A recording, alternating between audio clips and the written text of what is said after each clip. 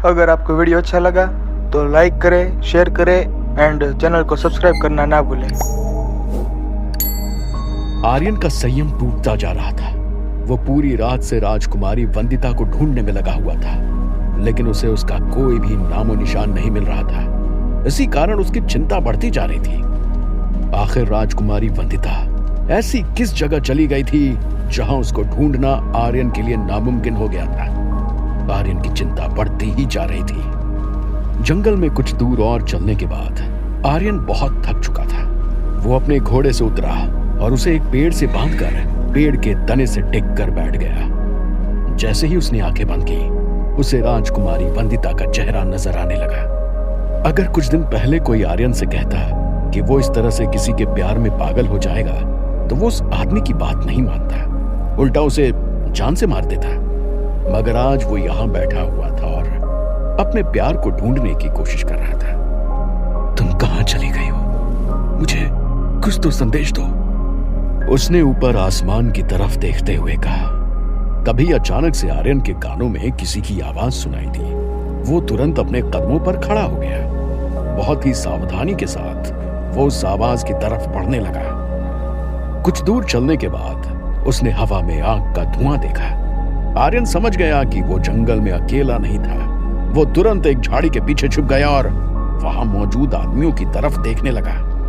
उसने देखा कि कैसे 4 आदमी घेरा बनाकर आग के आजू बाजू बैठे हुए थे। बीच में जल रही आग पर खाना पक रहा था। वो सभी आपस में बात कर रहे थे, मगर आर्यन का ध्यान उनमें से एक की बात पर गया, जो कि ठहाके मार के हंसते हुए बोला, आज हमने बहुत ही बड़ा मुर्गा पकड़ा है। मुझे विश्वास है कि राजा भद्र हमें इसके लिए बहुत बड़ा इनाम देंगे। तुम सही कह रहे हो।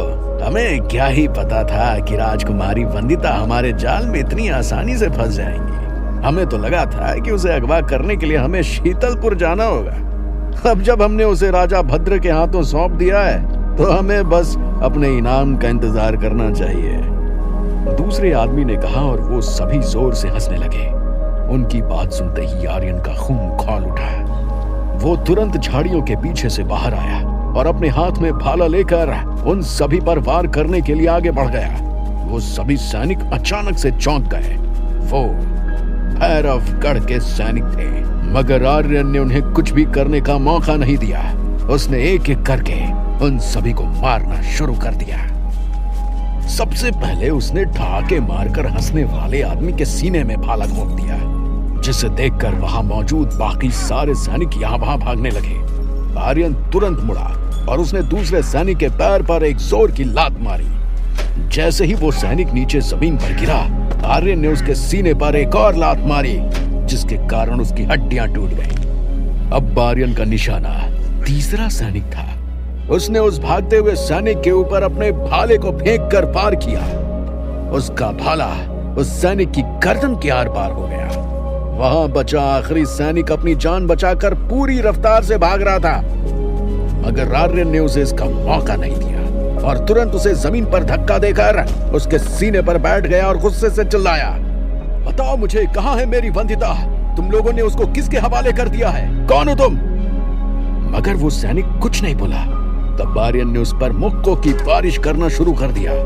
कुछ ही देर में उस सैनिक के मुंह से खून बहने लगा। तब उसने हाथ जोड़ते हुए आर्यन से कहा, मैं सब बताता हूँ, मुझे जाने दो। हमने राजकुमारी वंदिता को हमारे राजा भद्र, जो कि भैरवगढ़ के राजा हैं, उनके कहने पर अगवा किया था। अब राजकुमारी वंदिता उनके ही कब्जे में है। वो सैनिक आगे भी कुछ कहने वाला था, लेकिन आर्यन ने अगले ही पल उसके गले को जोर से दबाया और देखते ही देखते वो सैनिक भी अपनी जान खो बैठा। अब आर्यन को पता चल गया था कि राजकुमारी वंदिता कहां थी, इसलिए उसने समय बर्बाद नहीं किया और तुरंत अपने घोड़े पर बैठकर भैरवगढ़ के लिए निकल गया। वहीं दूसरी तरफ शीतलपुर में जैसे ही सूरज की पहली किरण नजर आई, सिद्धांत आर्यन के रूप में टेंट से बाहर आया। कुछ दिन पहले जब वो बाजार गया था, तो उसने 2 आदमियों को बात करते हुए सुना था कि पड़ोसी राज्य में एक बहुत बड़ी प्रतियोगिता हो रही है। मगर वो राज्य कोई मामूली राज्य नहीं था, बल्कि वो दानवों से भरा हुआ था।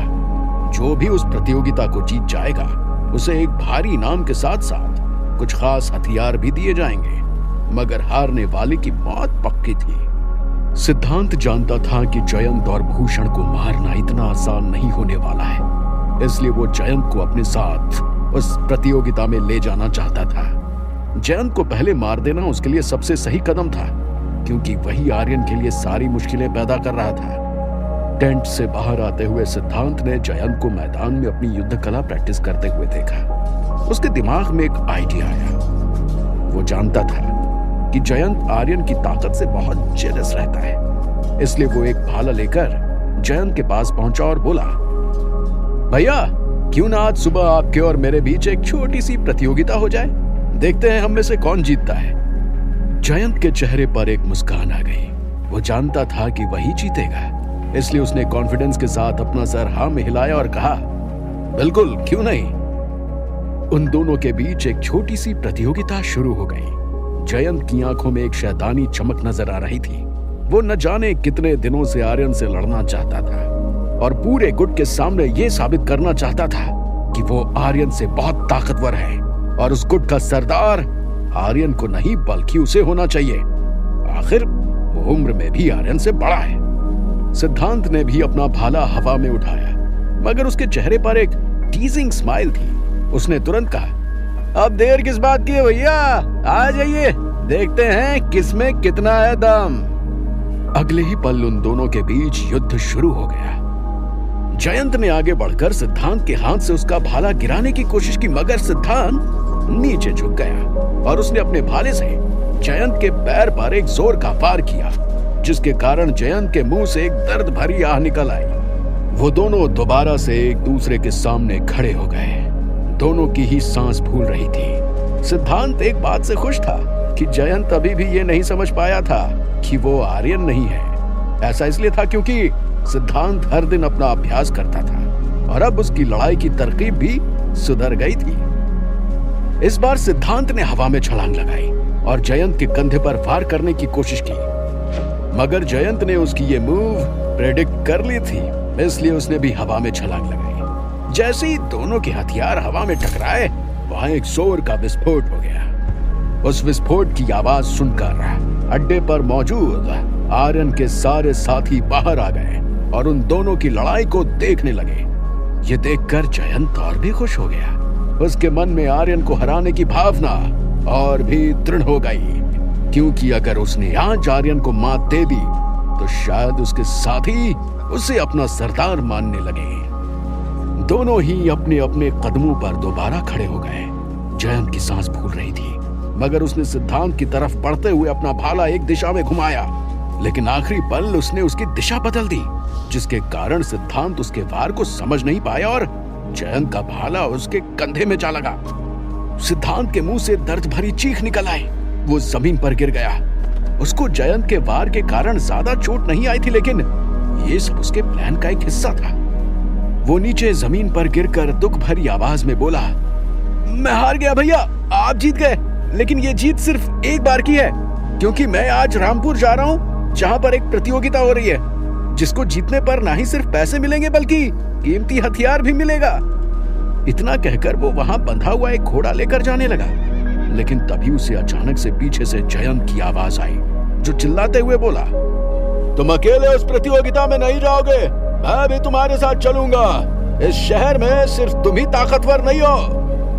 इतना कहकर उसने सिद्धांत के बाजू में खड़ा हुआ घोड़ा खोला और वहां जाने के लिए तैयार हो गया। सिद्धांत अपनी मुस्कान नहीं छुपा पा रहा था। उसका प्लान काम कर चुका था। वो जानता था कि जयंत किसी भी हालत में आर्यन को ताकतवर साबित नहीं होने देगा। कुछ ही देर में वो दोनों रामपुर की यात्रा पर निकल गए।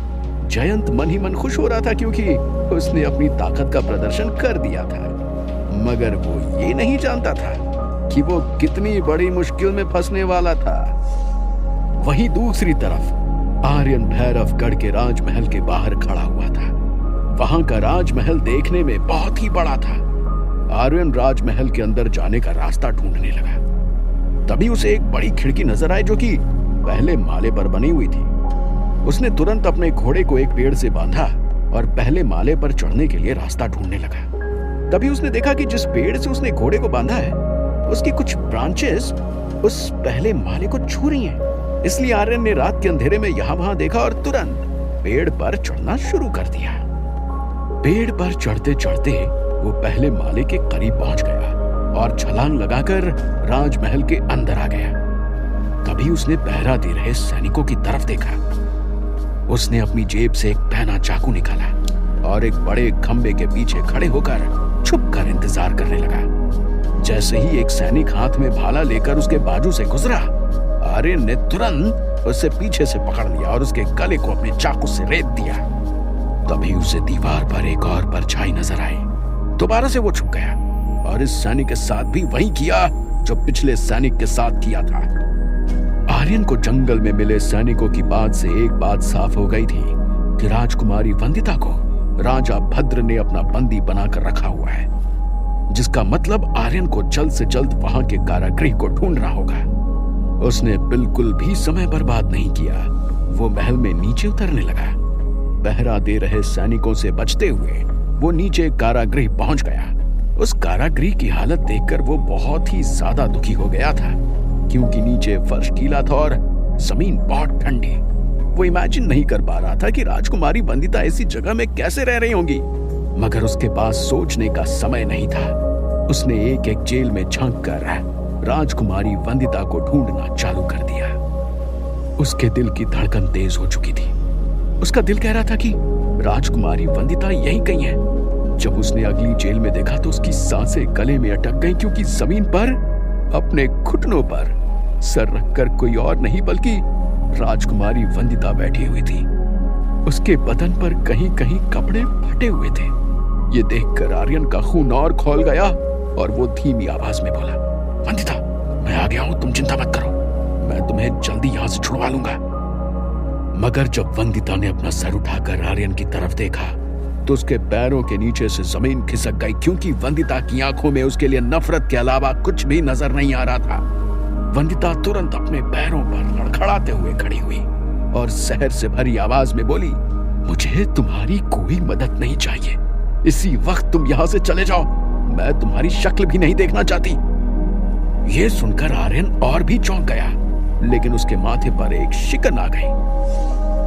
वहीं दूसरी तरफ सिद्धांत जयंत को लेकर उस प्रतियोगिता के लिए रामपुर पहुंच चुका था। क्या होगा आगे? क्या सिद्धांत सचमुच इस प्रतियोगिता में जयंत को हरा देगा? क्या आर्यन वंदिता को अपने प्यार की सच्चाई पर विश्वास दिला पाएगा? क्या चल रहा था वर्तमान में? दुष्यंत के वापस आने के कारण कौन सा नया तूफान उन सभी का इंतजार कर रहा था? जानने के लिए सुनते रहिए। अगर आपको वीडियो अच्छा लगा तो लाइक करें, शेयर करें एंड चैनल को सब्सक्राइब करना ना भूलें।